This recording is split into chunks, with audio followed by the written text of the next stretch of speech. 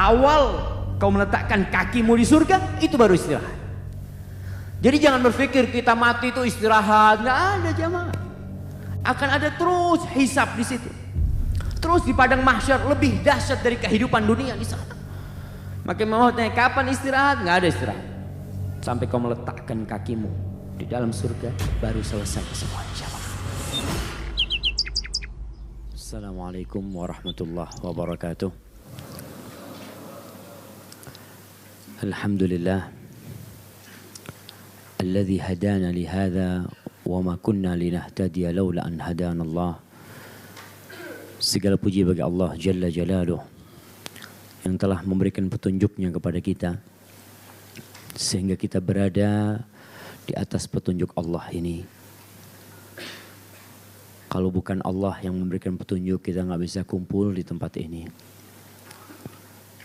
Dan alhamdulillah kita masih bisa istiqamah untuk berada di ruangan ini, untuk salat berjamaah dan untuk ngaji bareng, agar kita pulang dari tempat ini membawa bekal, membawa sedikit ilmu tentang beriman dengan hari akhir, beriman dengan kiamat, beriman dengan dibangkitkannya manusia kelak pada hari kiamat. Ma'asyiral muslimin, dan semoga salawat serta salam senantiasa Allah curahkan untuk Rasulullah sallallahu alaihi wasallam dan untuk keluarga beliau, untuk putra-putri beliau, untuk para sahabat Nabi yang terutama untuk Abu Bakar As-Siddiq, untuk Umar bin Khattab, Uthman bin Affan dan Ali radhiyallahu taala anhum ajma'in. Alhamdulillah, sebelum kita melanjutkan kajian kita untuk merefresh apa yang sudah kita baca, siapa yang mau nyebutkan peristiwa kiamat secara urut sampai yang kita kaji nih, sampai pengelompokan manusia, mulai sejak dia dibangkitkan dari kuburnya menuju ke padang mahsyar. Ada apa tuh di padang mahsyar setelah itu? Tafadhal jamaah, hadiahnya masih ada nih, insyaallah.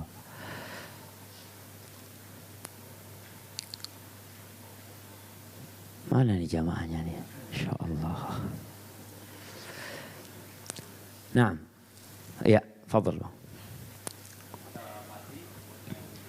Mati, kemudian kiamat, kemudian dibangkitkan manusia, kemudian digiring menuju ke padang mahsyar. Nah, kayaknya hadiahnya kurang nih, kita cari yang kecil. Nah, di padang mahsyar matahari mendekat. Setelah itu menuju ke telaga. Dari telaga menanti kembali di sana sampai syafaat yang diberikan Rasul sallallahu alaihi wasallam. Kemudian dikasih syafaat, setelah itu baru hisab. Setelah hisab, pembagian rapot. Setelah itu mizan, ditimbang. Setelah ditimbang, dikelompokkan manusia. Ah, kita sampai Masya Allah, kayaknya hadiahnya kasih baju aja. Fadhal, barakallahu fikum. Nah, setelah selesai ditimbang, manusia dikelompokkan menurut amalannya.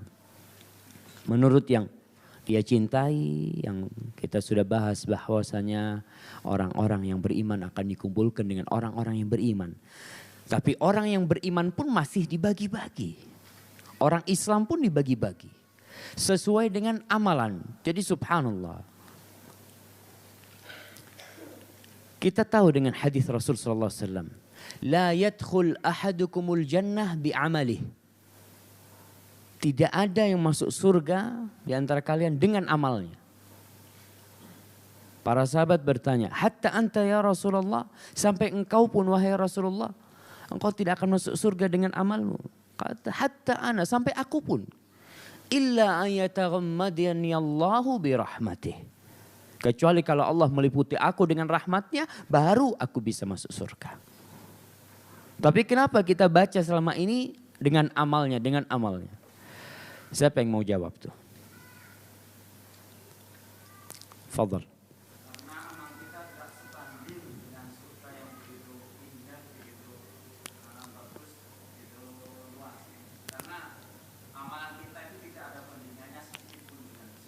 Subhanallah. Nah, Masya Allah. Nah, kasih hadiah tuh.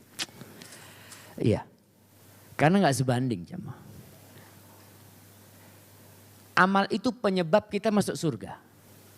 Tapi amal itu, surga itu bukan pengganti amal kita. Gak bisa dibandingkan. Antara surga Allah Subhanahu wa ta'ala dengan amalan kita. Kita ini bisa beramal karena siapa? Karena Allah. Kita bisa berzikir karena Allah. Kemudian kita berzikir dengan mata pemberian Allah. Dengan lisan pemberian Allah Jalla Jalaluh. Kita dapat melihat dengan mata pemberian Allah. Kita bisa berjalan. Semuanya karena Allah Subhanahu wa ta'ala. Seperti contoh ringan lah. Supaya kita tahu bahwasanya amal kita ini gak sebanding dengan surga Allah. Tapi kenapa kalau dimasukkan surga? Karena Allah sayang. Rahmat Allah tadi itu. Allah kasih rahmat kita dimasukkan surga. Contoh lah, orang beli HP. Berapa nih HP? Anggap 5 juta. Dia berangkat ke teman, Masya Allah, yang punya showroom mobil. Dia ngomong sama temennya, bang, ganti Alphard mah bang. Masya Allah katanya. Kata temennya, ini ambil tuh Alphard. Pakai itu, ini kuncinya sudah dibawa. Masya Allah. Kenapa dia ngasih kita? Apa sebanding dengan HP ini? Enggak. Karena dia sayang sama kita. Dikasih itu dibawa kata dia. Buat ente itu sudah.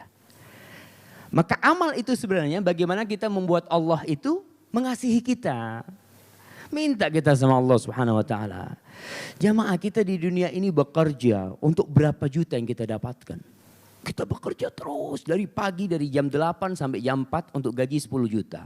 Untuk gaji 20 juta. Tapi kita sama Allah berapa jam kita bekerja? Sholat cuma 5 menit, 10 menit. Ya. Kemudian itu pun kalau kita bekerja di sebuah perusahaan, perusahaan itu gak ngasih tangan kita. Perusahaan itu gak ngasih mata kita. Kita pun kalau gak bisa ngelihat mungkin udah dipecat sama perusahaan itu. Jadi dia memanfaatkan pemberian Allah sebenarnya kepada kita agar kita berkhidmat kepada mereka. Lalu kita dikasih gaji. Itu pun kita capek-capek bekerja. Lelah. Bagaimana dengan surga Allah Subhanahu wa ta'ala?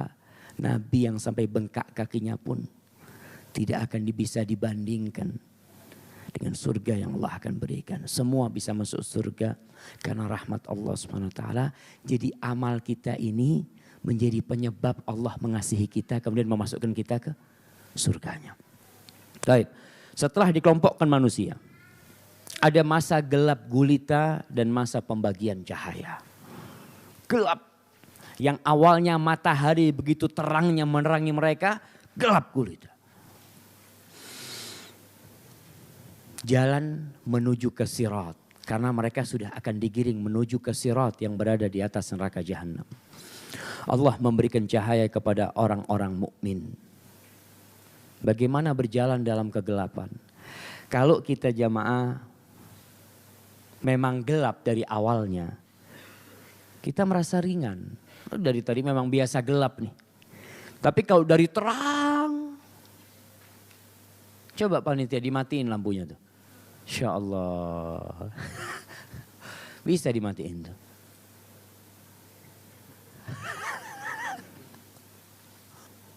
Nggak bisa tuh matiin, sudah bismillah. Tapi contoh kalau listriknya padam. Lagi nggak enak-enak ngoblok. Anak kita akan menjerit. Apa? Abi. Kita takut mereka. Dia cari pegangan. Dalam kondisi seperti itu. Bagaimana yang jadi masalah ini? Kalau kita gelap gulita, naik mobil lampunya mati. Di depan kita ada jembatan. Putus jembatannya. Kita harus hati-hati. Maka semua akan diem berhenti. Gak berani bergerak mereka. Kecuali yang punya cahaya. Maka di sini orang-orang beriman akan mendapatkan cahaya untuk melanjutkan perjalanan menuju pintu surga. Allah mengatakan dalam surat At-Tahrim ayat 8. Yauma la yukhzillahu an-nabiyya walladzina amanu ma'ahu nuruhum yas'a baina aydihim wa biaymanihim yaqulun rabbana atmim lana nurana waghfir lana innaka ala kulli syai'in qadir. Pada hari ketika Allah tidak menghinakan nabi dan orang-orang mukmin yang bersama dia, sedang cahaya mereka memancar di hadapan mereka dan di sebelah kanan mereka, sambil mereka mengatakan, ya Rabb kami, sempurnakan bagi kami cahaya kami dan ampunilah kami.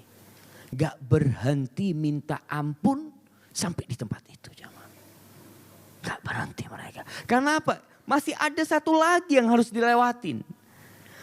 Setelah ditimbang, setelah dihisap, setelah tadi matahari mendekat, masih ada depannya sirat. Maka mereka minta, ya Allah sempurnakan bagi kami cahaya kami. Dan ampuni kami supaya kami bisa tuh melewatin sirat nanti. Semua membawa cahaya sesuai dengan amalannya. Kembali amalan menjadi penyebab seorang dirahmatin Allah. Rasul sallallahu alaihi wasallam menceritakan setelah peristiwa-peristiwa yang kita lewatin tadi. Rasul mengatakan fayu'tauna nurahum ala qadri a'malihim. Mereka akan diberi cahaya sesuai dengan amalan mereka. Semua. Sesuai dengan amalan mereka, mereka akan mendapatkan cahaya. Faminhum man yu'ta nuruhu ala mithlil jabal baina yadayhi. Ada yang dikasih cahaya seperti gunung yang di depan dia. Gunung jemaah. Padahal orang ini banyak. Orang ini banyak bersama dia. Tapi ada yang cahayanya seperti itu. Yang di sebelahnya gak bisa tuh ngelihat dengan cahaya dia. Dia dengan cahayanya hanya bisa melihat jalan dia. Wa minhum man yu'ta nurahu duna dzalik. Ada yang cahayanya lebih kecil dari itu. Wa minhum man yu'ta nurahu mithlan nakhla biyaminihi. Ada yang diberi cahaya. Insyaallah. Nah, kita kalau di sini nih bisa ngelihat cahayanya sebelah kan? Kita masih bisa lewat nih. Di akhirat nggak bisa tuh. Jadi orang itu dapat cahaya sendiri-sendiri dia. Wa minhum man yu'ta nurahu mithlan nakhlah biyaminihi. Ada yang diberi cahaya seperti nakhlah. Nakhlah itu pohon kurma. Di sebelah kanannya, mendampingi dia dalam perjalanan menuju sana. Wa minhum man yu'ta duna dalik. Ada yang di bawah itu. Hatta yakuna akhiru dalik. Sudah bagiannya ada yang lebih sedikit dari pohon kurma, ada yang seperti pohon lebih kecil, ada mungkin yang seperti lampu yang dipegang di tangannya. Hatta yakuna akhiru dzalik yu'ta nuruhu ala ibhami qadamai. Yang terakhir itu, yang paling sedikit lampunya itu dikasih lampu di mana? Di jempol kakinya. Di jempol kakinya. Lampunya kalau terang terus nggak apa-apa. Yudhi'u marratan wa yudfi'u marrah. Orang-orang pada jalan dengan lampunya. Kita ini punya lampu cuma di kaki. Ya Allah, mudah-mudahan jangan sampai kita seperti mereka. Di jempolnya. Kalau hidup, dia maju. Mati lampunya berhenti. Masalahnya di depan neraka jahanam jemaah. Jatuh habis.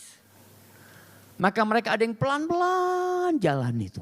Sesuai dengan amalnya. Semua sesuai dengan amalnya jemaah.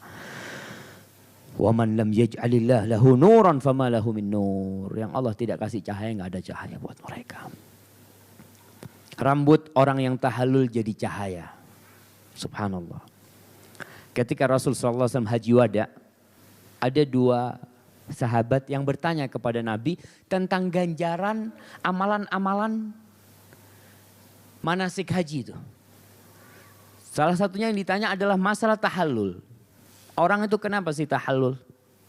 Apa kata Rasul SAW? Laka bikulli sya'ratin hasanah wa tumha bika anha sayyi'ah. Engkau akan dihapuskan dengan setiap rambut yang kau potong itu. Dosamu satu. Dan dikasih pahala dengan setiap rambut itu satu pahala. Berapa rambut yang kita potong? Itulah pahala yang akan kita dapatkan. Walaka biha nur yaumal qiyamah. Dengan setiap rambut itu akan jadi cahaya buat engkau pada hari kiamat. Kadangkala orang tahallul berapa biji? 3 lembar kata dia. Yang penting kan sah Ustaz. Subhanallah. Banyak di antara kita yang beribadah yang penting sah. Padahal kita kalau berusaha untuk dunia gimana dapat yang paling banyak Ustaz. Makanya jemaah haji, jemaah umrah itu kadang-kala yang gondol itu sedikit. Sedikit. Padahal doa Rasul SAW, rahimallahu al-muhalliqin. Semoga Allah merahmati, rahmat Allah yang kita inginkan. Orang-orang yang membotak rambutnya. Nabi mengatakan rahimallahu al-muhalliqin. Semoga Allah merahmati orang-orang yang membotak rambutnya. Itu orang yang memendekkan rambutnya minta doa. Ya Rasulullah kita yang mendekin didoain. Rahimallahul muhalliqin. Mereka maksa minta didoain, akhirnya terakhir Nabi mengatakan wal muqassirin. Dan semoga orang-orang yang memendekkan rambutnya juga. Tapi ukurannya dengan setiap rambut dapat cahaya. Tinggal kita mau berapa? Mau 3 cahaya? Bismillah. Jadi 3 cahaya tuh. Tapi kalau rambut kita semuanya. Dan ketika orang tahallul jamaah. Itu salah satu tanda perubahan di diri manusia. Dia mungkin pulang banyak dosa. Ke sana tuh dengan dia botak rambutnya. Dia serahkan kepada Allah Subhanahu wa taala karena satu-satunya membotak rambut yang dapat pahala di mana? Di sana. Kalau di sini botak rambutnya dipikir ini residivis mungkin ini seperti itu kan. Kalau di sana tuh itu pahala. Maka kalau kita berangkat umrah kita ingat nih cahaya buat anak. Ibu-ibu juga potong semua rambutnya. Tapi sepanjang ruas jari, bukan botak semuanya, bukan. Jadi dari semua rambutnya. Memang kalau kita bicara sah aja. Diambil sini sedikit, belakang sedikit sah. Tapi kita bicara tentang cahaya buat kita di hari kiamat. Jadi ambil dari semua rambutnya, kalau rambutnya itu 2 kepang ya, ambil. Dari per kepang itu sepanjang ruas jari potong. Lihat tuh. Rambut ini insya Allah jadi cahaya buat kita di hari kiamat jamaah. Mereka yang berjalan di kegelapan malam menuju masjid diberi cahaya yang sempurna. Rasulullah SAW bersabda, Basyiril masya'in fi dhulam ilal masajid min nurit tam yaumal qiyamah. Berilah kabar gembira kepada para pejalan kaki di kegelapan ke masjid-masjid dengan cahaya yang sempurna di hari kiamat. Pahala itu sesuai dengan amalan. Ketika di dunia semua orang sedang tidur. Semua orang sedang nyenyak dengan tidurnya. Ini orang pagi-pagi bangun. Dia ambil wudhu, dia datang ke masjid. Gelap gulita gak ada yang ngelihat. Rasul SAW mengatakan athqalus salati alal munafiqin.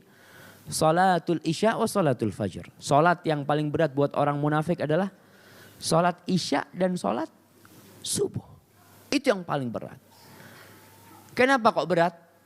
Orang munafik tuh sholat untuk dilihat orang. Allah mengatakan innal munafiqina fid darkil asfali minan nar. Naam.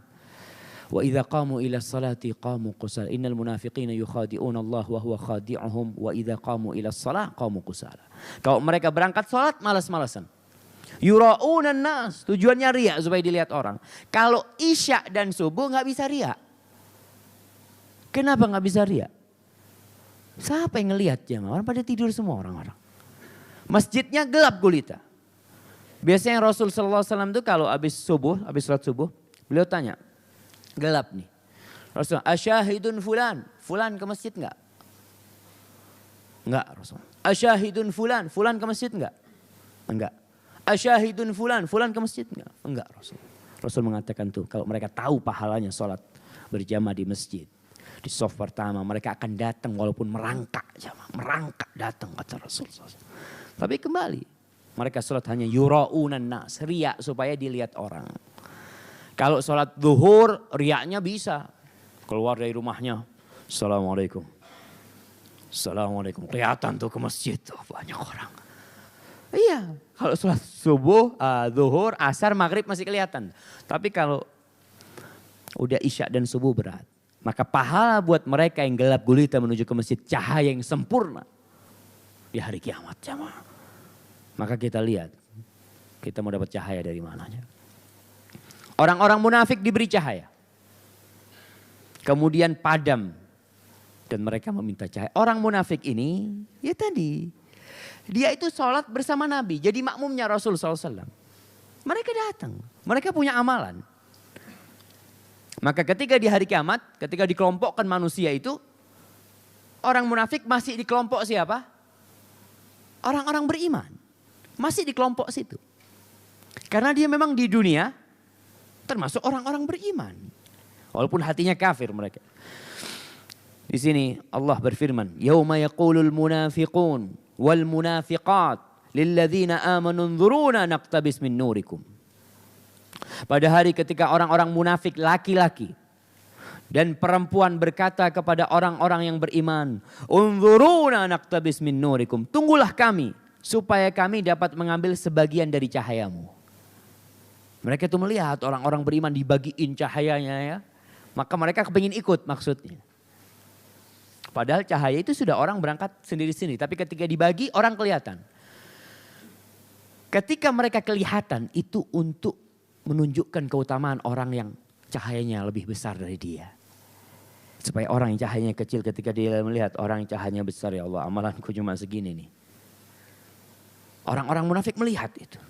Maka mereka minta kepada orang-orang mukmin, "Unzuruna naqtabis." Tunggu kami supaya kami dapat mengambil sebagian cahaya kalian.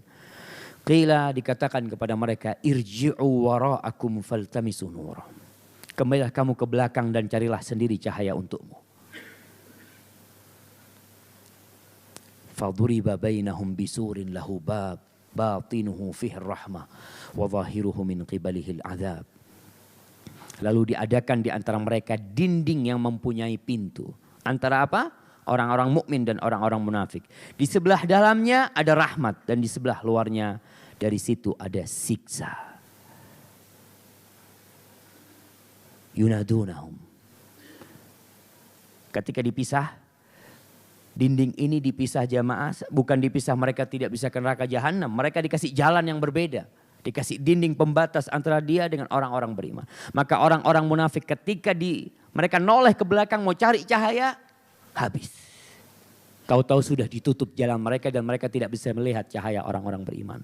Lalu orang-orang munafik menyeru, "Yunadunahum, alam nakum ma'akum." Kata orang-orang munafik, bukankah kita bersama kalian dulunya di dunia? Kita sholat bersama kalian. Kita ikut duduk bersama kalian. Iya, orang munafik sholat. Sama jemaah. Maka jangan kita ini merasa aman dari sifat munafik. Kata seorang tabi'in, Ibn Abi Mulaikah. Dia mengatakan, "Adraktu 30 min ashabin Nabi sallallahu alaihi wasallam."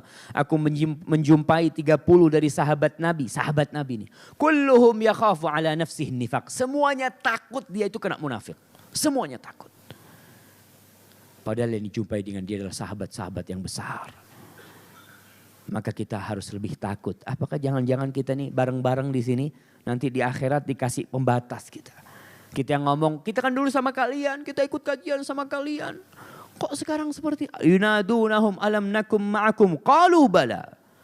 Kata orang-orang, bala, benar kalian bersama kita waktu di dunia itu. Walakinnakum fatantum anfusakum wa tarabbastum wartabtum wa gharratkumul amaniyu hatta ja'a amrullah wa gharrakum billahil ghurur. Wa gharrakum billahil ghurur. Kata orang-orang yang beriman, benar, tetapi kamu mencelakakan dirimu sendiri dan menunggu kehancuran kami. Dan kamu ragu-ragu serta ditipu oleh angan-angan kosong. Sehingga datanglah ketetapan Allah dan kamu telah ditipu terhadap Allah oleh syaitan yang amat menipu. Gharur, syaitan itu amat menipu. Maka kita perlu duduk dengan diri kita. Melihat, aku nih imanku benar enggak ya? Apa aku ini cuma ikut-ikutan? Apa aku sekedar mencari manfaat, mencari maslahat? Orang-orang munafik, Masya Allah. Duduk. Yang ceramah itu Nabi jemaah. Yang khutbah Jumat itu Nabi SAW. Kalau di kalangan jamaah masjid Nabi aja ada yang seperti itu. Kita harus lebih takut. Kemudian ketika digiring tuh ya. Orang-orang kafir gimana mereka akan melewatin sirat. Mereka sudah digiring.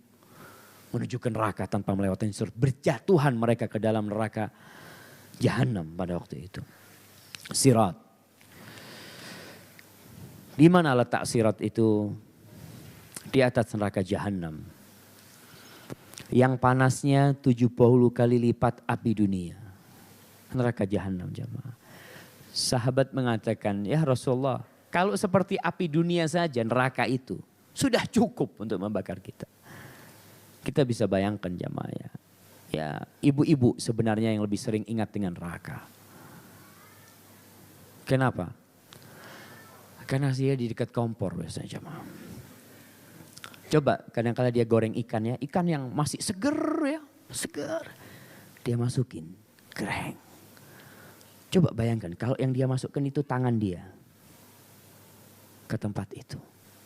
Bagaimana kalau yang dimasukkan itu wajah dia di tempat itu.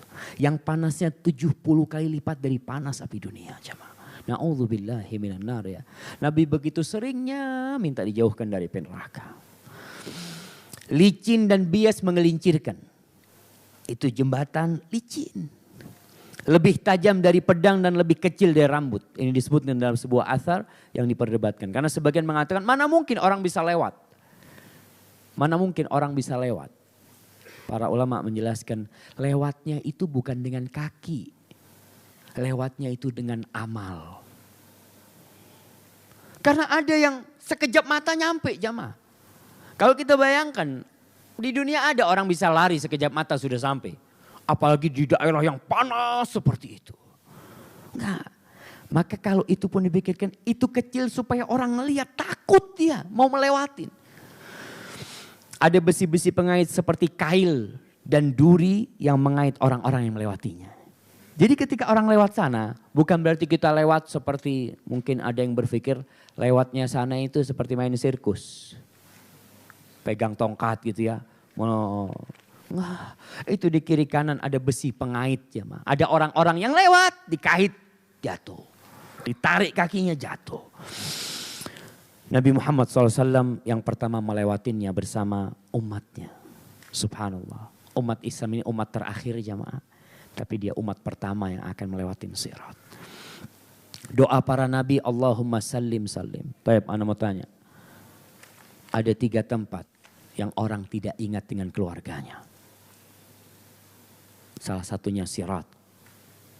Ada 3 tempat kita gak akan ingat dengan keluarga kita. Nah.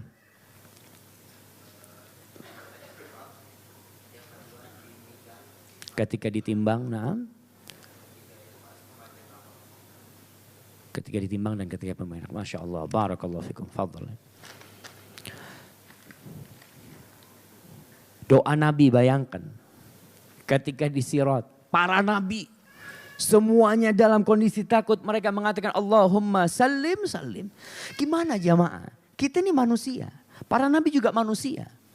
Dan itulah para Nabi. Mereka banyak beramal tapi mereka takut. Kita sedikit amalnya. Merasa aman. Tenanglah Allah Ghafurur Rahim. Kenapa kok itu berat-beratin? Allah Ghafurur Rahim subhanallah. Rasul SAW doanya Allahumma sallim sallim. Dia kepingin umatnya diselamatkan semua. Nabi itu kepingin semua umatnya itu masuk surga. Kepingin Rasul SAW.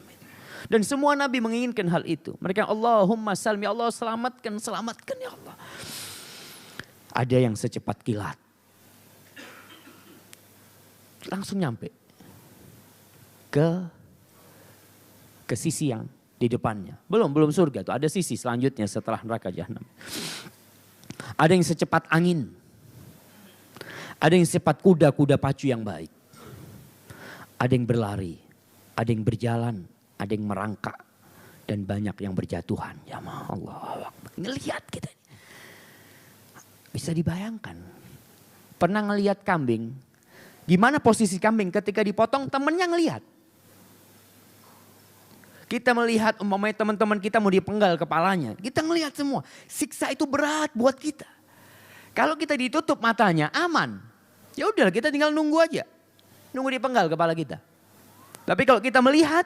Itulah siksaan yang akan diterima oleh orang-orang di sana. Mereka melihat orang-orang berjatuhan. Yang ada kira-kira aku jatuh apa enggak. Ketika mereka sudah sampai ke sana. Rasul SAW bersabda. yudrabu sirat baina dhahranai jahannam. Fa'akunu ana wa ummati awwala man yajuz. Wa la yatakallamu yawma idin illa ar-rusul. Wa da'war rusuli yawma idin Allahumma sallim salim. Gak ada yang bicara pada waktu itu kecuali para rasul. Dan yang mereka ucapkan cuma Allahumma sallim salim. Cuma itu yang mereka bicarakan. Wa fi jahannam kalalib mithlu syauqis sa'dan. Dan di neraka jahanam itu ada pengait-pengait yang seperti duri-duri sa'dan. Hal ra'aitumus sa'dan? Kalian tahu enggak dengan duri-duri yang dipakai sama sa'dan itu? Qalu na'am ya Rasulullah. Qalu fa innaha mithla syauqis sa'dan. Yaitu pengait-pengait yang ada duri-durinya yang mengait orang seperti itu. Ghairu annahu la yu'lamu qadru idhamiha illallah. Namun besarnya itu enggak ada yang tahu kecuali Allah Subhanahu wa taala. Besarnya jamaah yang mengait kita itu. Takhtifun nas bi'amalihim faminhul mubiq bi'amalihi wa minhul mujaza hatta yunji.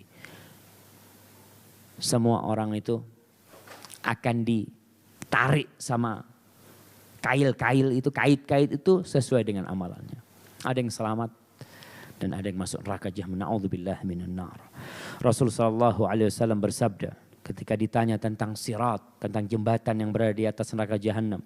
Beliau berkata, dahdun mazillah, jalannya yang licin dan menjadikan telapak kaki tergelincir. Fihi khatatif wa kalalib wa hasakun takunu binajdin fiha syuwaikah yuqalu lahu sa'dan. Di sana ada alat pengait semacam gancu sama jangkar ya, yang mengait orang ini. Bukan gancu, gancu ini salah apa gancu itu jamaah? Hah? Gancu itu buat nganu beras itu kan? Nah, ini salah terjemahannya. Bukan gancu, seperti jangkar, seperti kail seperti itu ya. Dan duri yang kuat yang terbuat dari besi. Di negeri Najd ada yang seperti itu. Di dalamnya ada durinya dikenal dengan sebutan as-sa'dan. Itu pengait yang ada di daerah Riyadh sana, daerah Najd sana. Lalu Nabi mengatakan fayamurul mu'minun katarfil ain wa kalbarq wa karrih wa kattair wa kaajawidil khail wa rikab fanajin musallam wa makhdusun mursal wa maqdusun fi nari jahannam. Kata Rasulullah SAW, lewatlah orang-orang yang beriman seperti kedipan mata dan seperti kilat dan seperti tiupan angin dan seperti burung dan seperti kuda pacu dan seperti jalannya onta. Maka ada yang selamat dan ada yang terkena sayatan kulitnya. Namun setelah itu dia juga selamat. Dan ada pula yang terkena kait itu lalu dilempar sehingga jatuh ke dalam neraka jahanam. Para jamaah, kita lihat sahabat-sahabat Nabi itu begitu takutnya mereka. Ya lewat sirat. Semoga kita diselamatkan oleh Allah Subhanahu wa taala ketika melewati sirat itu. Setelah melewati sirat. Nah, ada yang terlewatkan ketika dihisab. Coba kembali ketika dihisab sana. Nah, ketika dihisab itu kita tahu ada dua hisab. Yang pertama, hisab yang berkaitan dengan Allah Subhanahu wa taala. Hisab yang kedua berkaitan dengan manusia, dengan makhluk. Yang berkaitan dengan Allah Subhanahu wa taala, ya sudah. Kalau Allah menyelesaikan, selesai. Yang berkaitan dengan manusia, maka itu hisab akan berlanjut ketika di timbangan. Ketika di timbangan akan ada orang-orang yang datang. Yang pertama dihisab, yang urusan kita dengan Allah, sholat kita. Yang berurusan dengan manusia apa? Urusan darah, urusan pembunuhan. Itu yang akan dihisab. Ketika itu orang akan datang mengadukan kita.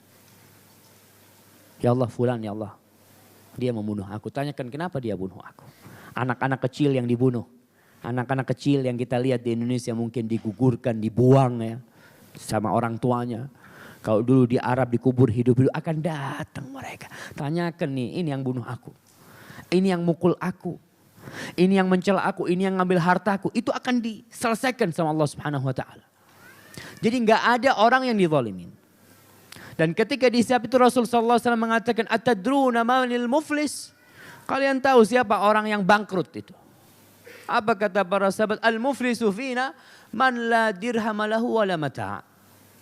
Orang yang nggak habis duitnya sudah, hartanya habis itu bangkrut. Dia dulu kaya terus habis itu bangkrut namanya. Apa kata Rasulullah SAW? Walakinnal muflis min ummati. Tapi orang yang bangkrut dari umatku adalah unas ya'tuna bihasanat, ya'tuna bisiyamin wa salatin wa hajjin wa sadaqah. Orang itu bawa amal kebajikan. Amalnya dia bawa. Salatnya, hajinya, puasanya, sedekahnya dia bawa tuh amalan itu. Tapi dia sudah membunuh fulan. Dia sudah memukul fulan. Dia sudah mencela fulan. Dia sudah mengambil hartanya fulan. Fayu'khad hadha min hasanati. Maka tuh orang-orang ketika minta keadilan kepada Allah, diambil dari kebaikan orang ini. Gak ada dinar dengan dirham. Bayarnya itu bukan dengan uang. Bayarnya itu dengan apa? Dengan amalan kita. Maka diambil. Sesuai, ditimbang tuh. Sudah selesai cukup, datang lagi orang. Minta, dikasih lagi sama Allah. Terakhir datang orang, amal kebajikannya udah habis. Udah dilihat, udah habis. Gak punya amal kebajikan. Ya sudah, dosanya orang ini diambil. Ditaruh di timbangan dia. Maka akhirnya jomplang tuh. Dengan dosa-dosa dia. Dan dia masuk neraka jahanam. Itu masalah hisab, tolong ditambahkan di situ. Dan yang pertama dihisab adalah masalah nyawa ya, masalah nyawa. Untuk hisab yang berurusan dengan makhluk ini, binatang-binatang pun juga dikumpulkan. Wa idzal wuhusyu husyirat. Ketika binatang-binatang itu dikumpulkan, kata Rasul sallallahu alaihi wasallam, la tu'addunnal huquqa ila ahliya, kalian akan memberikan hak kepada pemiliknya. Sampai-sampai kambing yang bertanduk itu akan dihisap. Kenapa dia menanduk kambing yang tidak bertanduk? Sampai binatang.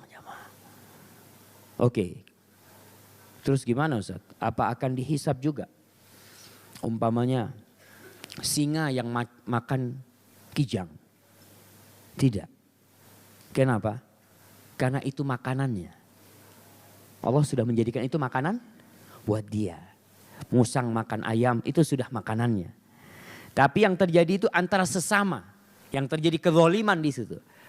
Kadang-kala kita lihat kambing-kambing itu tahu-tahu ada yang ya iseng ya, temennya ditanduk gitu seperti itu. Itu ada hisapnya tuh jamaah. Sampai binatang itu ada hisapnya. Baik. Apalagi kita yang punya akal, yang kita memang mukallaf, diberi beban untuk mengamalkan amalan itu. Setelah melewati sirat, penyelesaian semua urusan antara mereka yang selamat. Antara orang-orang beriman yang selamat semuanya. Diselesaikan. Kalau mereka masih ada ya. Yang setelah dihisab itu masih ada hubungan. Ini udah selamat masuk surga. Jadi untuk orang-orang yang masuk surga. Tapi dia masih ada urusan sama hamba-hamba Allah. Di situ hati akan dibersihkan. Dari iri dan dengki. Pintu surga masih tertutup. Jadi orang lewat surat gak langsung masuk surga. Nabi orang pertama yang masuk surga. Nabi orang pertama yang masuk surga. Seorang mukmin lebih mengenali tempatnya di surga daripada rumahnya di dunia. Jamaah, orang masuk surga itu harus bersih hatinya. Maka sebelum orang-orang masuk surga, Allah itu mencabut rasa dengki dari hati mereka. Wa naza'na ma fi sudurihim min ghillin ikhwanan ala sururin mutaqabil. Allah cabut rasa iri dan dengki itu. Selama hidup kita gak bisa mencabut rasa iri dan dengki. Sampai Ibnul Jauzi menceritakan. Rasa iri seorang itu seperti akar yang tumbuh. Yang ada tumbuhannya. Kita gak bisa mencabut itu. Di dunia kita cuma bisa memotong. Kita potong, nanti muncul rasa iri lagi, kita potong lagi. Ada orang yang menyirami rasa irinya dia. Sehingga menjadi pohon besar dalam hatinya. Tapi ada orang yang motong dia. Kapan dicabut? Sebelum masuk surga. Sehingga gak ada tuh orang Islam, orang-orang masuk surga melihat, wah kok enakan fulan ya. Gak ada. Semua merasa dia orang paling bahagia. Semua merasa dia adalah orang yang paling bahagia. Dan Nabi orang yang pertama masuk surga. Tertutup. Diketuk pintu surga itu. Malaikat ketika membuka pintu surga itu. Ya kita baca hadis ini. Idza khalasal mu'minun minan nar hubisu biqantaratin bainal jannati wan nar. Ketika orang-orang mukmin telah melewati neraka, selamat dari api neraka, mereka akan ditahan di suatu jembatan yang disebut Qantarah, yang terletak antara surga dan neraka.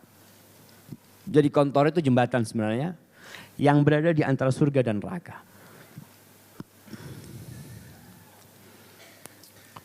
Fayataqasuna mazalim kanat bainahum fid dunya. Maka di situ ada kisos di antara mereka. Orang-orang sudah bakal masuk surga nih.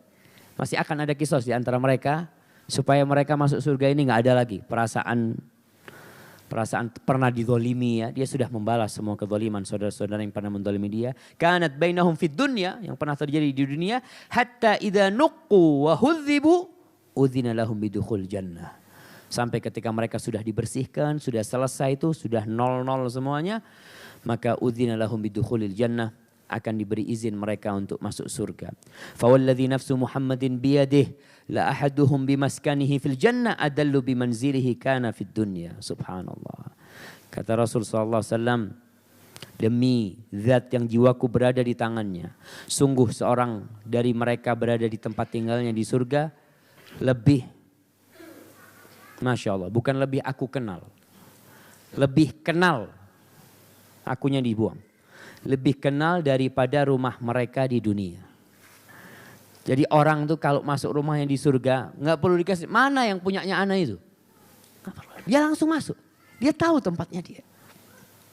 Karena kita tentu kalau jadi orang asing itu nggak enak. Kenapa? Karena pada hakikatnya kita penduduk surga. Kita pada hakikatnya bukan penduduk dunia. Ayah kita di mana ditaruh? Adam di surga.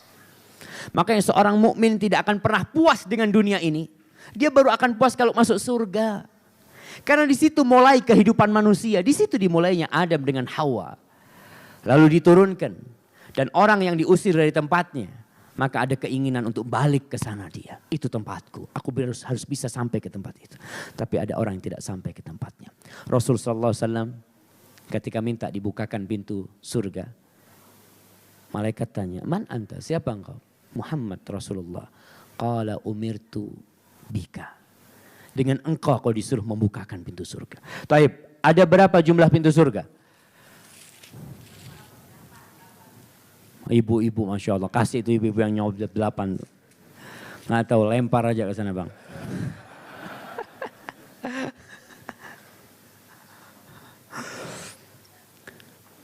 Pintu neraka? Insya Allah, kirim lagi. Taib, ada 8. Dan orang masuk surga itu sesuai dengan amalannya. Jadi pintu surga itu akan memanggil. Penjaga-penjaga surga itu akan memanggil. Yang biasa sholat ke sini. Yang biasa sedekah ke sini. Pintunya orang yang ahli puasa apa? Pintu Rayyan. Itu bukan puasa Ramadan jemaah. Bukan puasa Ramadan. Orang yang banyak puasa sunnah. Kalau Ramadan semuanya wajib. Sholat semuanya wajib. Ada orang yang dipanggil dari pintu sholat karena dia banyak sholat sunnahnya. Anak zakat, wajib zakat itu. Makanya Abu Bakar Siddiq ketika Rasul SAW menceritakan orang dipanggil dari pintu surga yang 8 itu. Abu Bakar tanya, "Ya Rasulullah, ada enggak yang dipanggil dari semua pintu itu?" Dari semua pintu. Kata Rasul SAW, "Ada. Wa arju an takuna minhum." Aku harap engkau yang dipanggil dari semua pintunya. Subhanallah jemaah. Tapi memang kita harus tahu bahwasanya kita ini punya keterbatasan. Ada di antara kita yang nggak biasa puasa sunnah. Tapi dia bisa sedekah. Ustaz anak kalau puasa sunnah nggak bisa. Ustaz anak sibuk ini. Ya sudah, kau harus punya amalan untuk masuk pintu surga yang mana kau mau. Sedekahnya banyakin. Ada satu ustaz, anak nggak punya duit ustaz untuk sedekah. Ya sudah, kau ingin masuk dari pintu mana? Pintu puasa, banyak-banyak puasa sunnah. Pintu sholat, pintu zikir, pintu haji, pintu ilmu. Kau siap, pintu jihad. Kau ambil sesuai dengan amalan kita. Jangan kita kalau nggak bisa di satu pintu, udah ya Allah, anak kepingin masuk dari pintu ini cuma anak nggak punya, mau masuk dari pintu sedekah. Tapi gimana Ustaz? Ya udah, kau memang nggak punya, tinggalkan tuh pintu. Cari pintu lainnya. Karena banyak amal kebajikan yang bisa kita amalkan jamaah. Tapi tetap berusaha seperti Abu Bakar Siddiq. Kalau bisa kita masuk dari semua pintu surga. Akhirnya sebuah renungan. Imam Ahmad bin Hanbal pernah ditanya oleh salah seorang muridnya. Muridnya itu bertanya, ya Imam, matar roha. Imam, kapan istirahat itu? Kapan istirahat? Kita nih di dunia gak ada istirahatnya jamaah. Tiap hari ada kewajiban 5 waktu. Bekerja, ribut sama istri, ngasih makan istri, ngurusin anak-anak. Ada kewajiban puasa terus, gak ada istirahatnya kita. Jadi orang yang tidak bijaksana, ketika dia beristirahat di tempat bekerja, maka dia waktu istirahat gak akan beristirahat. Orang kalau kau waktu disuruh kerja gak mau kerja, sekarang minta istirahat gak ada. Imam Ahmad ditanya, matar roha. Apa kata Imam? Fi awali qadamin tada'uha fil jannah. Awal kau meletakkan kakimu di surga, itu baru istirahat. Jadi jangan berpikir kita mati itu istirahat. Nggak ada jamaah. Akan ada terus hisab di situ. Terus di padang mahsyar lebih dahsyat dari kehidupan dunia di sana. Maka Imam Ahmad tanya, kapan istirahat? Nggak ada istirahat. Sampai kau meletakkan kakimu di dalam surga, baru selesai semuanya jamaah. Dan bagaimana surga Allah Subhanahu wa taala? Kita lihat nih orang yang terakhir masuk surga. Apa yang dia dapatkan? An Abdullah bin Mas'ud qala Rasulullah sallallahu alaihi wasallam, dari Abdullah bin Mas'ud, ia berkata, telah bersabda Rasulullah sallallahu alaihi wasallam, inni la'alamu akhir ahli an-nar khurujan minha. Aku tahu orang atau penghuni neraka yang terakhir keluar dari neraka. Karena seorang yang beriman, yang tidak berbuat kesyirikan, insya Allah dia akan keluar dari api neraka. Karena Allah mengharamkan untuk kekal di dalam api neraka orang yang mengatakan la ilaha illallah. Dia mengharapkan ridha Allah Subhanahu wa taala. Jadi akan keluar. Tapi setelah berapa tahun? Jangan ngomong berapa tahun jamaah. Sehari di sana sama dengan 1000 tahun di dunia ini. Wa akhiru ahlil jannati dukhulan jannah, dan orang terakhir yang masuk surga. Jadi kita tahu ketika orang-orang sudah masuk surga, masih ada orang-orang yang insya Allah masuk surga sedang dicuci di neraka itu. Inilah orang terakhir yang keluar dari neraka dan awal dan terakhir masuk ke surga. Rajulun yakhruju minan nar habwan. Orang yang keluar dari api neraka merangkak jemaah. Merangkak dari api neraka yang seperti yang dalam, seperti dia merangkak naik ke atas, dia merangkak untuk mengeluarkan dirinya dari api neraka. Fayaqulullah tabaraka wa ta'ala lahu idhab fadkhulil jannah. Lalu Allah berkata kepada orang ini, pergilah engkau masuk ke dalam surga. Fayatiha fayukhayyal ilaihi annaha mal'a. Maka ini orang masuk menuju ke surga. Dia ngelihat kayaknya sudah penuh tuh surga. Kayaknya sudah penuh. Dihayalkan ke dia surga itu sudah penuh. Fayarji, fayaqul, maka dia kembali kepada Allah Subhanahu wa taala. Ya Rabbi wajadtuha mala. Wahai Allah, wahai Rabbku, surganya udah penuh. Apa kata Allah? Idhab fadkhulil jannah. Sudah kau masuk sana. Pergilah masuk ke surga. Qala fayatiha fayukhayyal ilaihi annaha malak. Kembali dia datang ke sana dan digambarkan, dihayalkan pada dia bahwasanya dia itu sudah penuh. Maka dia kembali kepada Allah mengatakan, ya Allah, sudah penuh surganya. Fayaqulullah ta'ala idhab fadkhulil jannah. Pergilah engkau dan masuklah ke surga. Fa inna laka mithlad dunya wa asyrata amthaliha. Kau akan mendapatkan seperti dunia. Di riwayat lain seperti raja paling kaya di dunia ini 10 kali lipat jamaah. Raja paling kaya di dunia ini 10 kali lipat. Itu orang yang terakhir masuk surga. Au innalaka asyratu amthali dunya. Qala fayaqul ataskharu bi. Au tadhaku bi wa antal malik. Ya Allah, engkau meledekku. Dia gak percaya gitu mendapatkan 10 kali dunia, gimana? Kata dia, engkau mengolok-ngolokkanku ya Allah, engkau menertawakanku. Padahal engkau adalah al-malik. Engkau adalah raja. Apa kata Ibnu Mas'ud, laqad ra'aitu Rasulullah sallallahu alaihi wasallam dhahik hatta badat nawajidu. Kata Ibnu Mas'ud, aku melihat Rasulullah SAW tertawa sehingga gigi gerahamnya kelihatan. Qal fakana yuqal dzaka adna ahlil jannah manzilatan. Itulah orang yang paling rendah kedudukannya di surga, jemaah. Jadi dunia dan isinya nggak ada apa-apanya, jemaah. Satu orang akan mendapatkan 10 kali lipat dunia yang kita lihat sekarang ini. Kemudian itu surga. Gimana dengan neraka? Disebutkan dalam Sahihain, dalam hadis Bukhari Muslim, dari hadis Nu'man bin Bashir radhiyallahu anhu. Ia berkata, aku mendengar Rasulullah sallallahu alaihi wasallam bersabda, "Inna ahwala ahli an-nar 'adzaban yaumal qiyamah la rajulun tuda'u fi akhmasi qadamaihi jamratani yaghli minhuma dimaghuhu." Sesungguhnya penghuni neraka yang paling ringan siksanya adalah seorang yang diletakkan 2 buah bara api di bawah telapak kakinya, seketika otaknya mendidih, jamaah. Itu orang yang paling rendah siksanya.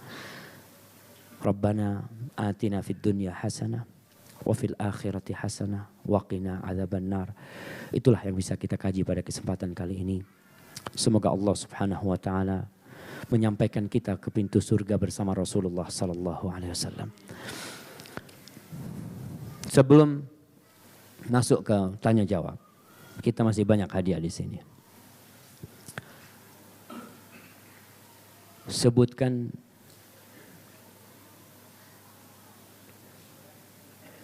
doanya para nabi. Insyaallah, fadhal.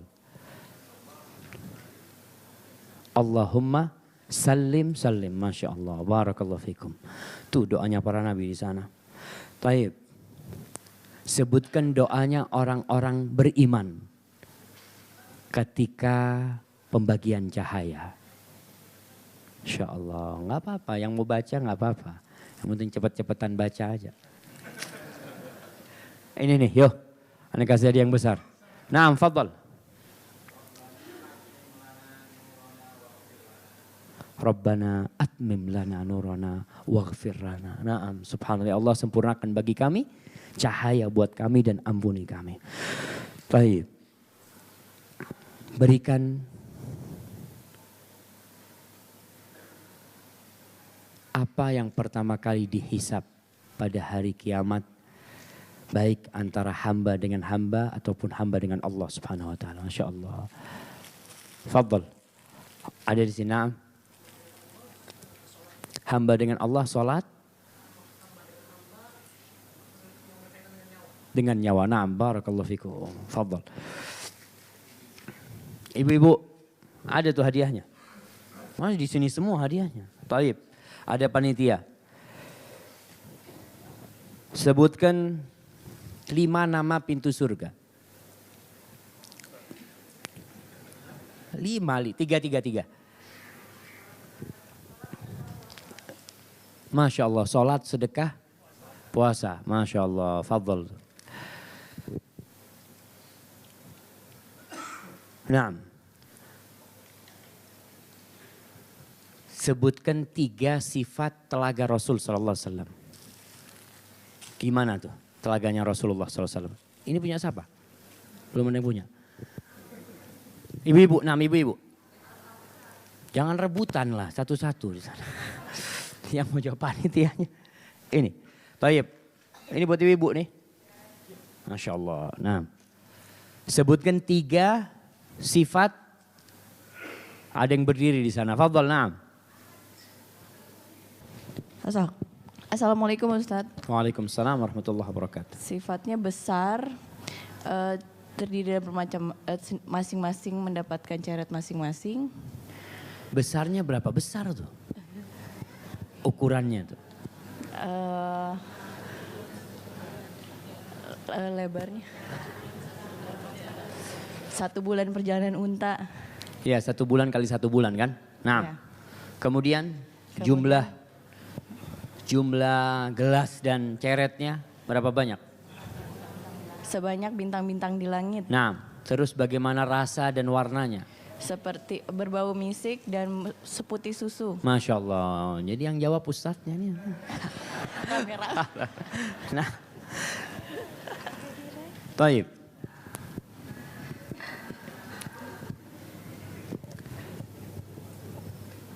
Sebutkan 7 golongan yang mendapatkan naungan dari Allah Subhanahu wa taala. Ibu-ibu.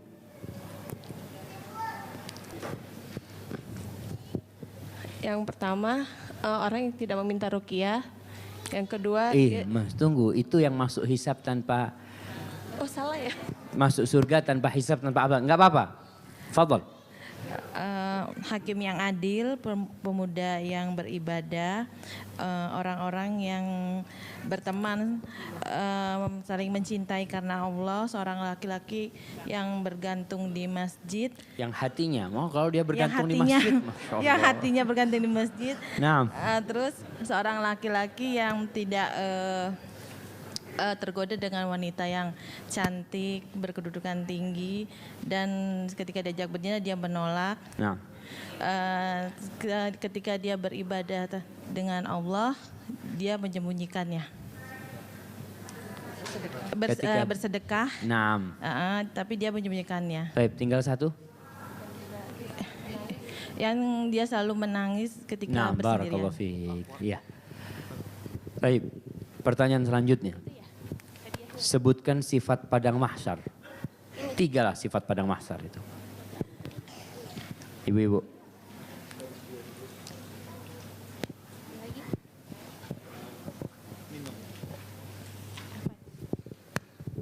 Lokasinya yang putih datar,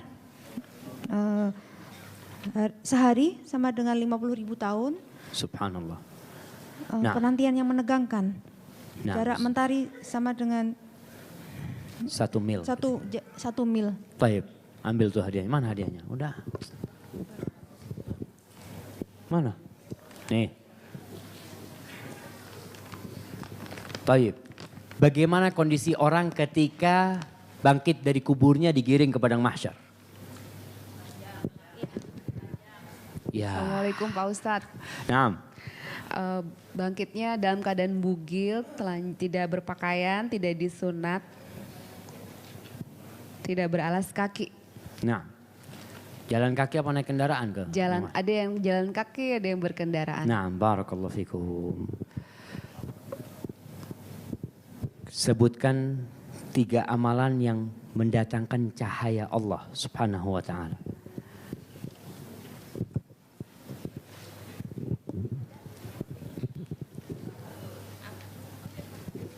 Bismillah. Assalamualaikum Ustaz. Waalaikumsalam warahmatullahi wabarakatuh. Tahalul, kemudian jalan ke masjid dalam keadaan untuk sholat gelap gulita, untuk sholat isya dan fajar. Yang ketiga baca surat Al-Kahfi hari Jumat. Baca surat Al-Kahfi, Allah akan kasih cahaya juga. Dan insya Allah semua amalan kita itu akan memberikan cahaya. Karena kata Rasulullah SAW, ala qadri a'malihim. Sesuai dengan amalan mereka. Tapi ada amalan-amalan khusus yang tadi disebutkan akan memberikan cahaya kepada yang mengamalkannya.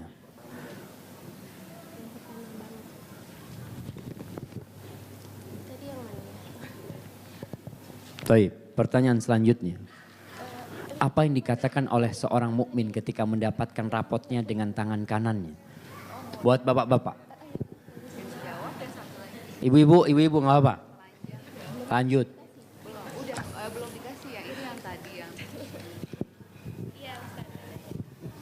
Lihatlah rapotku, lihatlah rapotku gitu Ustaz. Nah.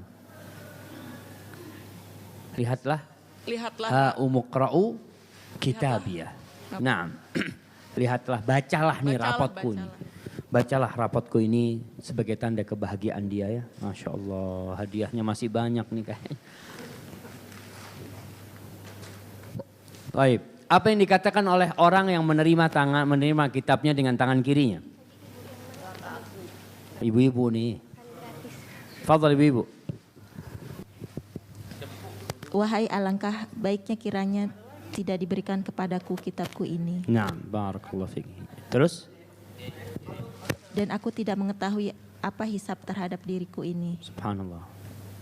Lalu? Wahai kiranya kematian itulah yang menyelesaikan segala sesuatu. Nah, terus? Hartaku sekali-kali tidak memberikan manfaat kepadaku. Allahu Akbar jemaah. Nah. Telah hilang kekuasaanku dariku. Subhanallah. Jazakallah khair. Barakallahu fiik. Itulah yang akan kita katakan. Kalau kita menerima kitab kita dengan tangan kiri kita, maka kita berdoa Allahumma Mudah-mudahan kita dapat menerima kitab kita dengan tangan kanan kita. Taib, ada berapa timbangan di padang mahsyar itu? Ibu-ibu, ada berapa timbangan di padang mahsyar? Ada 2 timbangan Ustadz. Ada 2 timbangan. Apa? Timbangan apaan tuh? Amal soleh dan amal kebaikan. Yang ditimbang itu ya. Tapi nggak apa-apa, kasih hadiah. Bismillah. Bagi-bagi. Ada banyak timbangan ya. Ada khilaf di antara para ulama. Berapa sih timbangan di hari akhir itu? Apakah cuma 1? Untuk menghisap semua orang ditimbang di 1 timbangan itu. Atau ada banyak-banyak timbangan. Sebenarnya mengatakan berdasarkan firman Allah SWT. Wa nada'ul mawazin. Dan akan kami masang timbangan-timbangan. Untuk ditimbang amalan orang-orang ketika itu jemaah. Dan hisap pada hari kiamat itu cepat sekali. Nggak pakai lama-lama. Karena memang Allah itu asra'ul hasibin. Allah itu paling cepat menghisap. Semuanya akan mendapatkan haknya. Tapi pertanyaan yang terakhir nih. Setelah itu kita masuk ke tanya jawab. Nah, pertanyaan terakhir. Apa saja yang ditimbang di timbangan itu ibu-ibu? Amal kebaikan dan dosa, Ustadz. Iya, amal kebaikan dan dosa yang ditimbang. Tapi apanya yang ditimbang di sana itu? Oh, pelakunya atau bukunya atau apanya? Semuanya. Oke, kasih itu hadiahnya. Udah. Insya Allah. Belum, itu lain lagi nih. Insya Allah. Jadi semuanya kita akan ditimbang. Amal kebajikan kita itu akan diwujudkan benda di sana itu. Sehingga ditimbang. Sholat kita pun akan ditimbang. Puasa kita pun akan ditimbang. Karena ada orang-orang Mu'tazilah yang mereka nggak percaya kalau ada timbangan di sana. Nggak, timbangan itu sekedar kinayah adanya keadilan. Nggak ada penimbangan di sana. Subhanallah. Bagaimana Rasulullah SAW menceritakan tentang orang yang ditimbang ya. Ada orang yang gede. Besar dia itu. Ditimbang. Gak ada bobotnya jemaah. Hanya seperti kapas dia seperti. Tapi ada orang yang kurus seperti Abdullah bin Mas'ud. Kecil kurus. Lebih berat dari gunung Uhud itu. Nah, kita masuk ke sesi tanya jawab. Ada banyak pertanyaan yang masuk di sini. Mudah-mudahan saya bisa menjawab sebagiannya. Sebenarnya waktunya udah habis nih. Jam 6.13 sudah. Insya Allah. Berapa yang mau dijawab jamaah? Tapi sebelum yang ditulis. Tapi kesian yang nulis jamaah. Udah capek nulis gitu kan. Satu dari yang langsung. Nah, fadhal bang.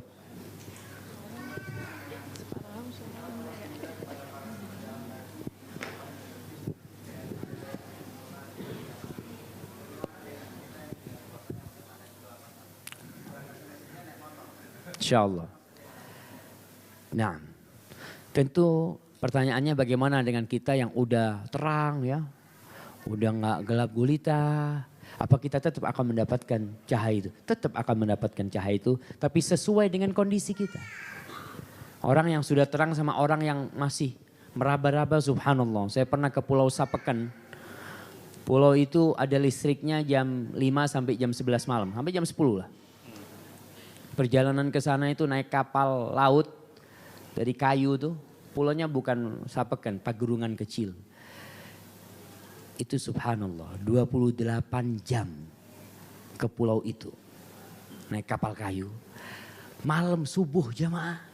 Saya mau keluar rumah. Kaki ini melangkah takut jamaah.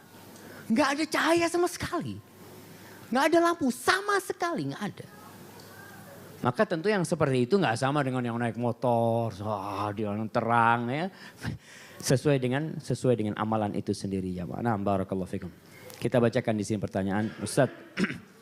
Nanti supaya yang nulis ini jangan sakit hati tiap hari saya nulis nggak dibaca sama Ustadz. Ustadz, saya pernah membeli barang dari teman karena satu hal. Pada saat itu saya belum bisa membayar, belum bisa mentransfer ke rekeningnya. Lalu saya kehilangan nomor rekening dan kontak orang itu.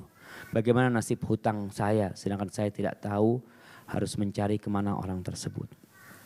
Nah, kita akan dihisap dengan utang yang kita ambil jemaah. Rasul SAW mengatakan man akhadha amwalan nas yuridu ada'aha adallah anhu. Wa man arada amwalan nas yuridu itrafaha atrafahullah.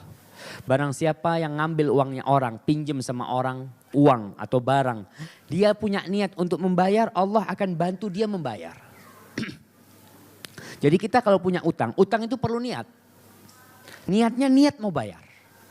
Kalau kita punya niat mau bayar, Allah akan bantu kita membayar.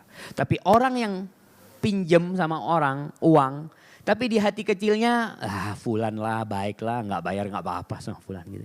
Dia akhirnya nggak bisa bayar jamaah. Allah akan hancurkan dia bersama harta dia. Maka kalau tadi ini orang ini niat dia mau bayar memang, ya sudah. Dia sekarang berapa jumlah uang itu? Umpamanya 100.000, sedekahkan dengan nama orang itu. Sedekahkan dengan nama orang itu. Kalau suatu saat ketemu rekeningnya, tetap harus transfer. Tetap harus, karena uang itu uang siapa? Uang dia. Kalau bisa kontak telepon dia kata dia. Maaf, uang kayak orang utang ya. Kadang-kala kita di satu kota kerja di sana punya utang. Lalu pindah ke kota lain, kita mau cari orang itu udah gak bisa. Maka kita sedekahkan dengan nama orang itu. Ketika ketemu dengan orang itu kita ngomong, Syuf, uang inti yang 1 juta itu sudah ana sedekahkan ke masjid buat engkau. Karena itu uangmu kata dia. Kalau orang ini enggak, ana butuh dengan uang ana. Seperti itu. Apa yang kita lakukan? Bayar. Itu sedekah jadi kita, jadi milik kita. Ketika kita membayarkan kepada dia. Ini urusan utang, urusan yang berat ya Maya.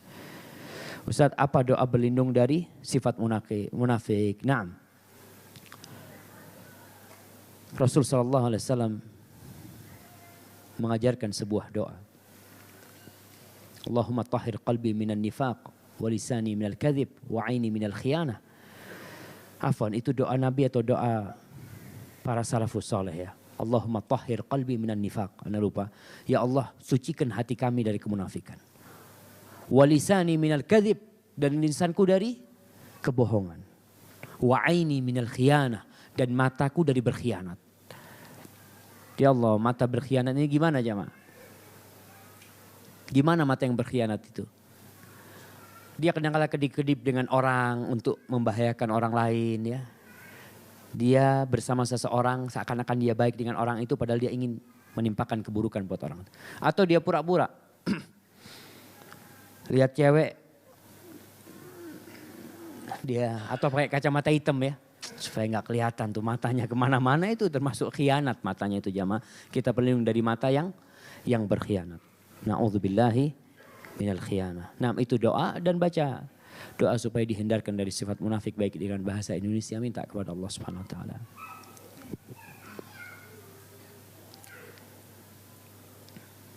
Assalamualaikum Ustaz, mengenai rute perjalanan ke surga ini. Pada fase pembagian rapot, untuk yang diberikan dengan tangan kiri disebutkan bahwa dia dimasukkan ke api neraka. Apa perbedaan dengan orang kafir yang baru berjatuhan di neraka pada fase gelap gulita sebelum sirat? Mengapa orang kafir juga tidak dimasukkan ke neraka pada saat pembagian rapot? Syukron Ustaz, barakallahu fikum. Nah, ketika dikasih dengan tangan kirinya, dia tidak langsung masuk neraka. Cuma Allah menceritakan dia ya sudah masuk neraka tentunya dia. Karena di situ ada mizan. Di situ masih ada timbangan. Allah ingin menampakkan keadilan Allah Subhanahu wa taala. Adapun orang kafir ya sudah, dia tetap akan dihisap. Dia pun akan ditimbang juga. Karena dia ingin melihat keadilan dia, namun dia masuk ke dalam neraka Allah Subhanahu wa taala. Dan orang-orang kafir termasuk yang mendapatkan kitabnya dengan tangan kirinya. Tentunya mereka termasuk yang mendapatkan dengan tangan kirinya au min wara'i dhahri, atau dari belakangnya. Para ulama menjelaskan dari belakangnya itu tangannya ini lepas dari tempatnya ini, sehingga dia menerima dari arah belakang kitab itu. Dibikin seperti itu sama Allah SWT. Kan kitab itu berterbangan. Orang kan ngambil, datang ke tangan dia. Ada yang datang langsung, ada yang datang ke belakang dia. Terpaksa tangan dia itu dibikin kebalik untuk menerima kitab itu. Maka yang seperti ini, tadi yang pertanyaannya sebenarnya orang-orang itu tetap akan ditimbang. Di timbangan itu baru pembagian cahaya lalu menuju ke sirat. Itu peristiwa, tapi di dalam Al-Quran Al-Karim banyak sekali Allah peristiwanya seakan-akan langsung masuk neraka seperti itu. Padahal masih ada, Allah ceritakan di ayat lainnya berkaitan dengan fase-fase yang harus dilewatin. Ustaz, apakah surga yang pernah ditempatin oleh Nabi Adam sama surganya yang akan ditempatkan oleh penghuni surga setelah terjadinya kiamat? Nah, masalah ini ada dua pendapat para ulama. Apakah surganya Nabi Adam itu surganya kita? Tentunya surganya yang buat umat manusia itu jauh lebih besar daripada surganya Nabi Adam alaihissalam. Tapi Nabi Adam berada di surga, di calon surga yang akan ditempati oleh manusia. Seperti itu. Dan surga itu terus dibangun jamaah. Terus sampai sekarang dibangun surga itu. Karena dengan amalan kita. Apa amalan yang menumbuhkan pohon kurma di surga? Apa ibu-ibu? Zikir apa? Naam, subhanallah walhamdulillah wa la ilaha illallah Allahu akbar. Itu terus dengan amalan kita dibangun terus itu. Subhanallah. Surga Allah Jalla Jalaluh. Ada yang mengatakan surganya Nabi Adam itu bukan surganya yang akan kita masuki. Tapi insya Allah yang sahih pendapat itu surga yang akan kita masuki. Karena surga sudah Allah ciptakan. Nah, Ustadz, bagaimana seharusnya saya bersikap terhadap suami yang seringkali berkata kasar, yang menyakitkan, merendahkan, menghina. Padahal dia rajin beribadah, sedangkan diam dan sabar tak pernah membuat dia jera. Gimana jamaah? Mungkin ada yang tua-tua yang punya pengalaman nih. Insya Allah. Yang pertama kita harus tahu, itu suami ibu. Itu pilihan ibu. Suami ibu memiliki kelebihan dan kekurangan. Tapi disebutkan kelebihannya dia rajin beribadah. Sedangkan dia memiliki akhlak yang buruk. Dan kita sudah jelaskan bahwa Nabi mensyaratkan kalau orang mau nikah itu akhlak dan agamanya. Jangan punya rajin sholat tapi ngomongnya gak enak. Ngomongnya kasar. Dan perlu diingat bagi para suami ya. Para suami yang berkata kasar kepada istrinya. Itu akan dihisap nanti jemaah. Akan dihitung, akan diambil tuh kebaikan suami diberikan kepada istrinya. Dan yang paling banyak membuat orang masuk neraka itu lisannya. Lisannya yang paling banyak membuat orang masuk neraka. Terus apa yang dilakukan oleh istri ini seharusnya, ya kalau nasihat ana, tulislah surat kepada suaminya. Surat cinta. Tulis pakai tangannya. Dia mohon kepada suaminya ya. Dia ceritakan tentang dirinya, dia minta belas kasih suaminya. Mudah-mudahan dia bisa sadar dalam kondisi seperti itu ya. Dan doakan suaminya. Kemudian ada suami-suami ini yang terkadang salah paham sama istrinya. Jadi seorang syekh cerita ada perempuan lagi motongin ayam di dapurnya. Suaminya ngomong kata dia masak ini ya kata dia. Kata istrinya iya bang kata dia. Dia terus motong gitu kan. Masak ini ya, iya bang gitu kan seperti itu. Jerit tuh suaminya, masak ini ya. Dari tadi Anda ngomong iya bang, ternyata suaminya kurang denger ya. Jadi ya kita ini kalau suami kurang denger ya jerit juga si istri ini kalau ngasih tahu supaya itu nggak ribut gitulah. Kemudian ketika suami marah, ya tadi jangan ikut marah. Karena marah itu tidak menyelesaikan permasalahan. Ketika datang seorang kepada Rasulullah SAW mengatakan, ya Rasulullah ausini. Wahai Rasulullah berikan nasihat kepada aku, berikan wasiat kepada aku. Apakah nasihat Nabi? La taghdab. Jangan marah. Dia minta Rasul kasih nasihat lagi aku. Apa katanya? La taghdab. Jangan marah. Nabi tambah wasiatmu. Wasiatnya tetap la taghdab. Jangan marah engkau. Karena subhanallah jamaah. Amarah itu tidak dapat menyelesaikan masalah. Amarah itu seperti badai. Badai Katrina yang begitu dahsyatnya. Menghancurkan kota. Tapi dia tidak bisa membuka simpul tali jamaah. Nggak bisa. Simpul tali itu nggak bisa dibuka dengan badai. Tetap badai itu kemana-mana simpul tali itu tetap nggak terbuka. Siapa yang bisa membuka simpul tali itu? Yaitu hati kita. Kita buka pelan-pelan. Buka, lepas insya Allah. Tapi kalau marah, simpul tali semakin kuat dan tidak selesai masalah kita. Maka berusaha untuk merubah ucapannya sekarang dengan ucapan yang baik. Dan istri tadi paling tidak dia nulis surat kepada suaminya ya. Bagaimana pula pertanggungjawaban saya nanti dalam pembentukan karakter anak-anak karena hidup dan tumbuh dalam kondisi seperti itu. Terima kasih. Subhanallah, sahih jamaah. Kita tanggung jawab sama anak kita nih. Bagaimana kita lihat anak-anak kita, melihat bapaknya selalu marah ya. Anaknya itu ngeluarkan kata-kata buruk, biasa. Kebun binatang karena dia sering dengar, biasa dia ucapkan. Sampai ada orang di Arab itu, saya ingat. Jadi anak itu bisa mengucapkan himar. Himar itu artinya keledai. Kata bapaknya, oh tuh anakku bisa ngomong himar. Kata dia. Senang dia anaknya bisa ngomong himar. Padahal itu perkataan kotor dari bapaknya. Maka dia ibu tetap berusaha ketika ada keributan. Ya itu kalau ribut di rumah, usahakan anak jangan dengar. Diam. Diam. Diserap semua amarah suami itu. Nanti kalau sudah tenang ya di kamar cari waktu yang tepat. Baru ngobrol sama suami. Dan kalau ngasih tahu suami itu jangan menggurui. Karena kaum lelaki itu egois. Betul enggak? Bapak-bapak, kita merasa ar-rijalu qawwamun, kita pemimpin di rumah. Ente ada apa ngasih tahu anak? Masya Allah. Maka kalau ngasih tahu suami, nggak perlulah ibu umumnya ngomong habis sholat, Pak nanti habis sholat duduk sini ya. Ada yang ibu bicarakan gitu. Masya Allah. Ini mau ada sidang ini kan. Maka jangan-jangan seperti itu. Assalamualaikum Ustaz, bagaimana dengan orang yang tidak bisa menjaga amanah yang diberikan, salah satunya dalam hal berhutang. Berat utang ini jamaah, akan nanti dihisab di hari kiamat tuh. Gak akan selesai urusan, orang yang mati syahid pun gak akan selesai urusan utang. Maka ketika orang mati, pembagian warisan, yang pertama harus dibayar apa?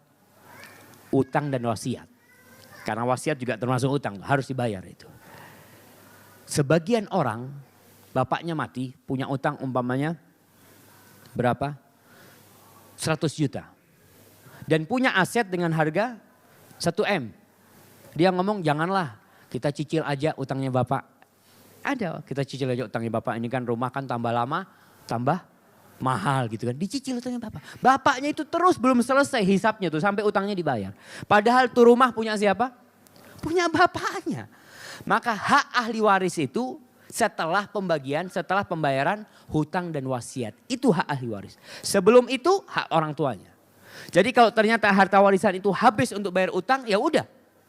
Nggak ada hak untuk ahli waris. Maka semua untuk bayar utang. Maka utang ini jangan kita menunda-nunda pembayaran utang jamaah ya. Karena sekarang manusia itu hidup dengan hutang semuanya. Rasul sallallahu alaihi wasallam senantiasa berlindung, Allahumma inni a'udzubika minal ma'thami wal maghram. Ya Allah, aku berlindung kepadamu dari dosa dan hutang. Terus Nabi doa. Aisyah sampai bingung. Karena Nabi kok doanya seperti itu. Kenapa Nabi kau selalu minta dijauhkan dari utang? Karena kata Nabi orang kalau sudah berhutang itu, maka dia akan berbicara. Dia akan berjanji. Dan dia kalau berjanji dia tidak akan tepati jemaah. Terus utang itu akan mengantarkan kepada dosa. Padahal kita lihat utang bisa jadi mubah, bisa jadi makruh. Orang mubah berhutang kalau dia butuh dengan barang itu. Tapi umpamanya Ustaz, anak utang lah Ustaz. Kepingin apa? Anak kepingin makan sop sarang burung. Insya Allah. Berapa harganya sop sarang burung? Kalau nggak punya udah sesuai dengan kemampuan kita. Jangan kita memaksakan. Memeluk pohon lebih besar dari tangan kita. Yang akan tersiksa kita. Jangan biasakan diri kita dengan hutang, berlindung dari hutang itu. Karena bisa jadi kita punya anak-anak gak bayarin hutang kita, jamaah, hati-hati. Kita pikir gampang, anak punya aset banyak gitu kan, nanti anak mati cukup tuh bayar hutang. Mati gak dibayarin sama anaknya. Gimana orang tuanya? Gak selesai itu hutangnya. Ustaz, bagaimana menumbuhkan kembali rasa kepercayaan kepada suami yang sudah dikhianati? Bagaimana agar bisa selalu istiqamah setelah bertobat dari kemaksiatan? Nah, berkaitan dengan suami yang berkhianat ya. Suami mungkin yang melakukan tindakan yang diharamkan oleh Allah Subhanahu wa taala. Kita lihat kalau suami kita itu benar-benar bertobat, terimalah tobat dia. Karena Allah itu menggantikan. Faulaika yubaddilullah sayyi'atihim hasanat. Orang yang bertobat, jangan dipikir orang itu 0-0. Enggak. Jadi kalau dia bertobat, ya sudah. Seperti bayi yang baru lahir. Plus. Faulaika yubaddilullah sayyi'atihim hasanat. Dosa-dosa dia itu dirubah menjadi kebaikan. Jadi dia kalau punya dosa seberat gunung Uhud, ketika dia bertobat, Dosa sebesar gunung Uhud itu akan berada di timbangan kebaikan dia. Dan berapa banyak jamaah kemaksiatan yang membuat orang itu masuk surga. Ya karena dia bertobat kembali kepada Allah, dia masuk surga. Dan tidak sedikit amal kebajikan yang memasukkan hamba ke dalam neraka. Karena dia merasa ujub, dia sombong dengan kebaikannya. Masuk ke neraka. Jadi kalau suami sudah kembali kepada Allah, terimanya. Allah menerima taubat orang yang kembali. Dan manusia itu dalam perjalanan taubatnya itu mengalami gangguan. Kadangkala dia kok sepertinya akan melakukan kemaksiatan itu lagi. Diselamatkan terus, insya Allah. Allah akan menerima taubat dia. Adapun setelah bertobat dari kemaksiatan bagaimana istiqomah? Ganti pergaulan, ya, ganti pergaulan, kemudian cari teman-teman baik, hadiri kajian, terus kita berusaha untuk mengecas keimanan kita dengan mendekatkan diri kepada Allah Subhanahu wa taala. Bolehkah berdoa mohon untuk tidak dipoligami oleh suami? Boleh doa. Kuat-kuatan doa aja sama suami. Si suami doa, ya Allah mudah-mudahan istriku mengizinkanku poligami. Si suami, si istri doa, ya Allah mudah-mudahan suamiku gak poligami. Lihat doanya siapa yang dikabulkan. Ya sama-sama doa aja mak kita ini. Kuat-kuatan aja doanya, bismillah. Nah, dikarenakan kondisi dan sifat suami Ana yang tidak yakin bahwa suami mampu untuk menjalankan rumah tangga poligami. Oh kalau ini doanya karena dia sayang sama suaminya jemaah, Masya Allah. Takut suaminya masuk neraka jemaah. Karena akan lebih banyak madorotnya yang terjadi daripada maslahatnya. Bolehkah istri menolak untuk dipoligami? Apakah istri menjadi durhaka kepada suami jika menolaknya? Yang pertama, poligami itu nggak harus izin istri pada hakikatnya. Tapi syaratnya satu, suami itu harus membahagiakan istrinya. Dia punya kewajiban membahagiakan istrinya. Dan dia ketika orang mau poligami ini, subhanallah, ada seorang ustadz itu mau poligami. Dia ngomong, Ustadz sebelum poligami Ustadz Ana baca 3 buku tentang poligami. Ternyata berat, kata dia poligami, kata dia. Enggak cuma mikirnya enaknya aja, enggak ya. Maka kalau dikatakan dia menolak, dia tidak mengizinkan suaminya. Ya istilahnya bukan haknya istri untuk tidak mengizinkan. Tidak hanya istri, sebagaimana suami tidak harus izin kepada istrinya. Tapi yang harus dilakukan adalah dia harus membahagiakan istrinya. Dia harus bisa berbuat adil. Dia harus bersabar. Nabi SAW itu bersabar full terhadap istri-istrinya. Bahkan puncak kesabaran Nabi terhadap istri-istrinya itu. Nabi pernah mengharamkan madu. Allah berfirman, ya ayyuhan nabiyyu lima tuharrimu ma ahallallahu lak tabtaghi mardata azwajik. Kenapa engkau mengharamkan sesuatu yang Allah halalkan buat engkau demi engkau membahagiakan istri-istrimu? Bayangkan Rasulullah SAW jamaah. Karena dia melihat api kecemburuan di antara mereka begitu dahsyatnya, Nabi ingin supaya mereka itu udahlah selesailah. Berat jamaah. Orang poligami. Nabi akhirnya ditegur sama Allah karena demi dia menggapai keridhaan istri-istrinya, beliau mengharamkan yang Allah halalkan buat Nabi SAW. Itu Nabi seperti itu. Maka kita harus berhati-hati kalau memang ya tidak bisa atau takut ya. Kita kalau yakin nggak bisa berbuat adil, haram hukumnya poligami. Kalau yakin nggak bisa, kalau Anda nggak mungkin Anda bisa adil. Itu ketika itu kita sudah melakukan sesuatu yang haram. Tapi kalau kita nih umpamanya ragu-ragu, insya Allah bisa nggak ya? Ya 50-50 gitu kan. Nah kalau 50-50 itu bisa adil bisa enggak. Itu jadi dibenci ya. Karena kita bisa terjebak kepada yang tidak keadilan tadi. Tapi kalau kita insya Allah bisa berbuat adil ya bismillah. Dia melakukan hal itu dengan segala tantangannya, dia harus bersabar menghadapi keluarganya. Karena anak takut menjadi penghalang kebahagiaan suami jika memang dengan poligami menjadi kebahagiaannya. Dan anak takut Allah akan murka kepada anak karena menolak untuk dipoligami. Naam. Jadi ibu-ibu, saya bukan seorang wanita. Tapi saya memiliki anak wanita, memiliki ibu wanita, memiliki kakak beradik wanita. Memang berat. Sebagai kakak pun melihat adiknya mungkin dipoligami, berat bagi dia. Tapi tatkala itu harus terjadi, kita harus memberikan support kepada keluarga kita. Kadangkala tuh yang jadi beban itu mertua. Ini poligami, oh mertuanya ribut, udah minta cerai kok. Langsung, subhanallah. Hidup dunia ini bukan sekedar punya istri cerai, bukan. Sebentar hidup di dunia, semuanya isinya ujian dunia ini. Semuanya. Yang kaya, yang miskin, yang senang pun diuji sama Allah Subhanahu wa taala. Maka kita harus bersabar. Bismillah. Bertawakal kepada Allah kalau memang itu sudah menjadikan turun ya. Jadi ada takdir Allah yang tidak bisa kita hindari. Tahu-tahu suami kita poligami. Apa yang bisa kita lakukan? Dua. Kita bersabar. Kalau ridho jamaah ya, wah anak bersyukur suaminya poligami gitu ya. Itu kayaknya jarang yang seperti itu jamaah.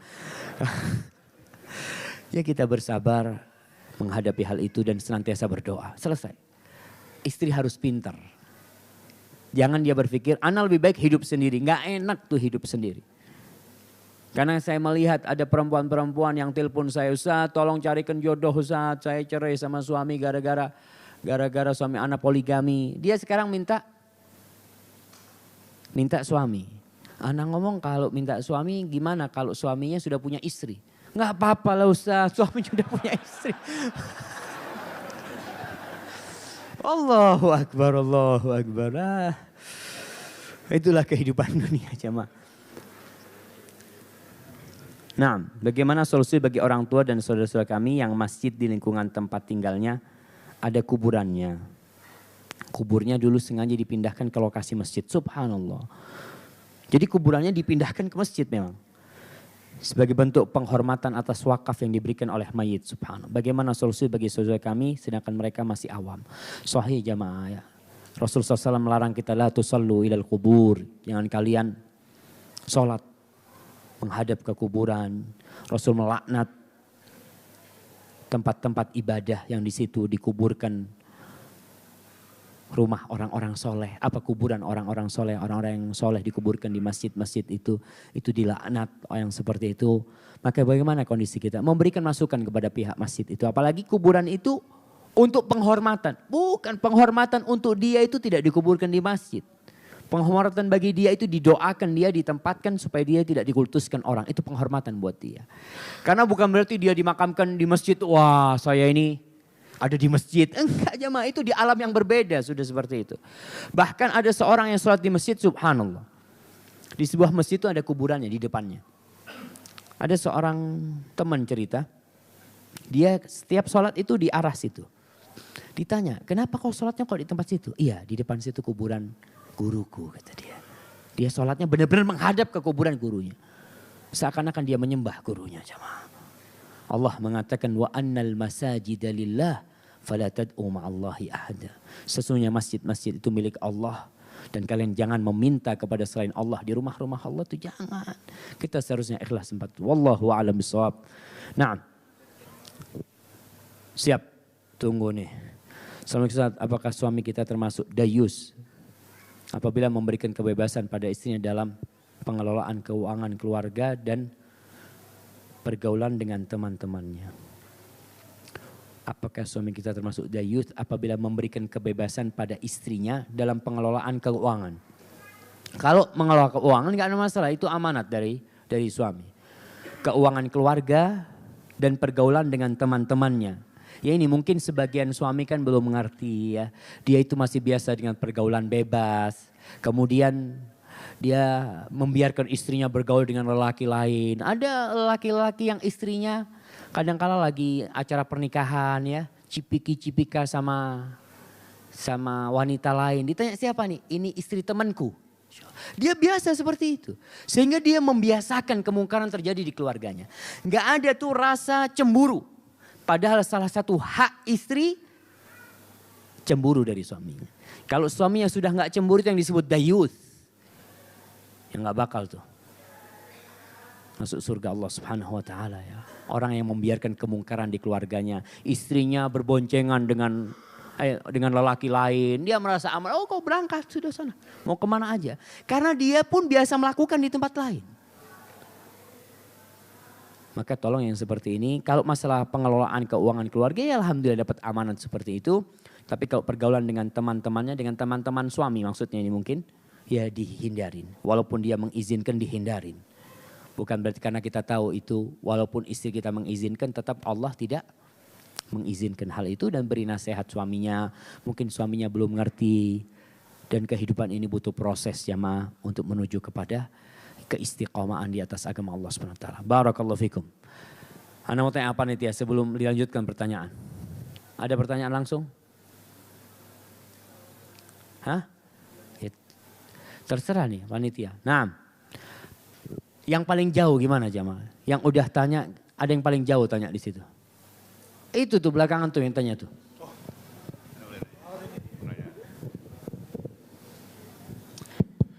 Bismillah. Ustaz, mau nanya ketika di alam barzah, itu kita ada yang disiksa, ada yang diberi kelapangan. Tapi Ana pernah dengar, ada yang dimana kita memang ditidurkan, nanti dibangunkan ketika hari kebangkitan. Itu benar nggak Ustaz? Jazakallah khair. Iya. Kondisi di alam barzakh itu beda-beda. Tadi mungkin ada yang ditidurkan sehingga dia merasa nikmat, nanti dia dibangunkan. Ada yang seperti itu. Tapi ada yang disiksa. Ibnu Qayyim menjelaskan bahwasanya di situ ada tazawur, ada saling ziarah di antara orang-orang yang ada di kubur sana. Karena penantian di kubur itu lama aja mah. Bayangkan Rasulullah SAW. Sampai sekarang berapa lama hidup beliau di dunia dan berapa lama hidup beliau di kuburan. Beliau cuma 63 tahun jemaah. Hidup di dunia, di atas bumi ini. Tapi di alam barzakh sekarang sudah 1425 tahun beliau. Bagaimana kondisi penantian di sana? Macam-macam kondisinya. Jadi beda-beda. Mungkin ada yang tidur, ada yang merasakan nikmat ya di situ. Ada yang datang temannya ke sana sehingga dia merasa nyaman di sana. Karena memang alam itu alam yang tidak satu kondisinya. Begitu pula alam akhirat. Ketika di padang mahsyar itu beda-beda. Kita akan mendapatkan hadis menjelaskan tentang itu. Di tempat lain menjelaskan hal itu. Memang kondisinya lama pada waktu itu dan terjadi peristiwa-peristiwa yang bermacam-macam seperti itu. Wallahu a'lam bishawab. Nah. Assalamualaikum. Waalaikumsalam. Masya Allah. Dia tambah lagi nih bang. Nah. Assalamualaikum Ustaz. Waalaikumsalam warahmatullahi. Saya izin bertanya. Sebenarnya takut kurang ada hubungannya dengan yang dibahas. Tapi kemarin Ustadz sempat bahas soal riba. Jadi saya dan istri bekerja di bank Ustadz. Terus terang saya malu mengakuinya, tapi ya bagaimana memang keadaan seperti itu. Nah saya dan istri saat ini mengetahui bahwa hal itu memang dilarang oleh Allah dan Rasulnya. Tapi kalau kami langsung memutuskan untuk segera keluar, bagaimanapun kami punya tanggungan hidup. Nah kami berdua nggak tahu lagi bagaimana harus istilahnya, kami tahu jalan yang harus kami tempuh bagaimana, tapi untuk kesitunya mohon pencerahan dari Ustadz. Terima kasih. Wassalamualaikum warahmatullahi wabarakatuh. Waalaikumsalam warahmatullahi wabarakatuh. Jamaah banyak di antara kita mungkin yang seperti disebutkan tadi, dia bekerja di tempat yang penghasilannya mungkin gak halal buat dia. Dan kita tahu bagaimana posisi kita berpikir Ustaz, kita ada tanggungan. Kita ada kewajiban memberikan nafkah kepada mereka. Perlu diingat oleh kita semua bahwa yang memberikan rezeki kepada kita dan kepada keluarga kita itu bukan kita. Itu Allah Jalla Jalaluh. Dan Allah tidak akan membiarkan hambanya mati kelaparan, gak ada. Kecuali dia sudah ajalnya sudah cukup, mati dia. Jadi kita itu tidak akan mati kecuali sempurna rizki kita. Cuma yang diputus adalah keimanan. Tatkala kita meninggalkan sesuatu itu bukan karena ada ganti yang lebih baik. Umpamanya kita keluar dari bank, oh karena ada kerjaan lain yang lebih zen nih, kata dia, udahlah anak keluar seperti itu. Jadi dia meninggalkan perbuatan itu bukan karena Allah Subhanahu wa taala. Kalau dia meninggalkan sesuatu karena Allah, man taraka syai'an lillah awadahu Allah khairan min. Barang siapa yang meninggalkan sesuatu karena Allah, Allah akan kasih ganti yang lebih baik. Itu janji Allah Subhanahu wa taala. Ketika Suhaib Ar-Rumi itu termasuk sahabat dari Muhajirin yang kaya raya. Ketika dia mau hijrah, dihalangi oleh orang kafir Quraisy. Kata mereka, Suhaib, kau datang ke tempat ini miskin. Kata dia. Kau akan meninggalkan Mekah dengan hartamu, gak boleh. Kata Suhaib ngomong, kalau aku berikan semua hartaku kepada kalian, kalian biarkan aku hijrah? Biarkan. Diberikan semua hartanya, berangkat ke Madinah, Rasul mendengarkan kejadian itu. Beliau mengatakan Robiha Suhaib. Untung Suhaib, nggak rugi dia.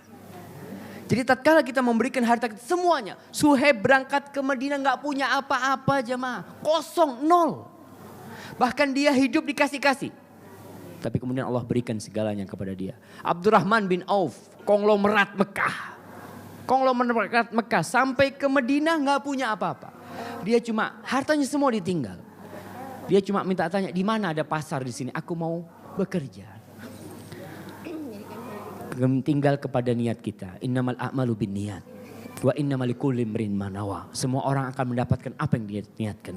Man kanat hijratuhu ilallah wa rasulih. Barang siapa yang hijrahnya itu kepada Allah dan Rasulnya. Kanat hijratuhu ilallah fa hijratuhu ilallah wa rasulih. Wa man kanat hijratuhu li dunya yusibuha aw imra'atin yankihuha fa hijratuhu ila ma hajara ilaihi. Kalau dia hijrah, dia meninggalkan itu karena dunia. Karena perempuan yang ingin dia nikahi. Maka sesuai dengan niat dia. Dalam kondisi seperti ini, seorang mukmin harus menumbuhkan keyakinan dia kepada Allah Subhanahu wa taala. Bahwa tatkala dia di perut ibunya, dia belum bisa bekerja. Dia belum bisa berdoa, tapi Allah memberikan rezeki kepada dia. Kita pun yang sudah bisa berpikir, bisa bekerja sekarang, tatkala meninggalkan sesuatu, mungkin awalnya kita akan diuji, jemaah. Kita akan susah. Saya masih ingat dengan seorang, subhanallah, seorang pegawai bank yang sekarang jadi GM-nya Hilton Mekah. Ibrahim Al-Fatah, Muhammad Ibrahim Al-Fatah. Dia cerita waktu anak duduk di tempat dia, gimana kok bisa sampai jadi GM. Dia cerita, anak dulu pulang dari Amerika kata dia. Pulang dari Amerika kerja di bank konvensional. Gaji anak 11.000 real. Kira-kira 36 juta gaji dia. Suatu hari adik ibu Ana datang ke rumah. Halnya datang makan bersama Ana, kasih makan semuanya. Setelah mau makan, sebelum makan tuh cerita, kau kerja di mana Ibrahim kata dia. Alhamdulillah anak kerja di bank kata dia, kan dengan bangganya dia seperti itu. Katanya dia, pas waktu makan pamannya nggak mau makan. Kata dia, paman ayo makan gitu. Enggak lah, anak sudah kenyang atau apa gitu kan. Akhirnya si anak nih panggil ibunya, bu tuh. Paman nggak mau makan, kata dia. Datang ibunya. Kenapa kau nggak mau makan? Makan, kata dia. Kata dia, enggak anak kenyang makan. Itu kenapa nggak mau makan? Dia cerita, anak mau kerja di bank, anak syubhat untuk makan itu, kata dia. Ibunya ngomong, nak besok kau keluar dari bank. Kata si anak, ya Allah, kata dia, anak eman-eman, kata dia 11.000, kata dia. Keluar, tapi karena dia taat sama ibunya. Dia nurut sama ibunya, dia keluar dari bank. Besoknya dia mulai bawa lamaran-lamaran. Dia bekerja daftar jadi resepsionis Hilton. Resepsionis. Diterima dengan gaji 4.000 real. 11.000 hilang. Ya sudah, sejak itu subhanallah. Dia ngatakan ketika gaji anak 11.000 real, akhir bulan habis duit anak itu. Nggak ada bekasnya. Yang mobil rusak, yang anak sakit, yang ini, itu duit itu keluar terus. Dengan 4.000 real subhanallah. Ana bisa nabung kata dia. Dan sekarang dia jadi GM. Wallahualam sampai sekarang ya, itu beberapa waktu yang lalu. Jadi kalau kita meninggalkan sesuatu karena ketaatan kita kepada Allah, kepada orang tua kita, Allah akan kasih ganti. Kita yakin, innallaha huwar razzaq dzul quwwatil matin. Allah yang memberikan rezeki dan dia maha kuat. Nggak mungkin Allah meninggalkan kita. Ketika kita dalam kondisi berbuat dosa, Allah ngasih rezeki sama kita. Masa kita taat sama Allah, kita rezekinya dipersempit. Nah, terkadang kita diuji ya. Sebagian orang mengatakan, Ustaz, kata dia, ketika anak banyak dosanya, kok rezeki anak banyak Ustaz. Ketika sudah hijrah, Masya Allah ya. Gajinya sedikit, susah. Itu ujian dari Allah SWT dan isi dunia ini adalah ujian. Wallahu a'lam bishawab. Kalau pertanyaan-pertanyaan lagi nanti kita pas makan insya Allah. Nah, ya insya Allah kita lanjutkan pada sesi yang akan datang.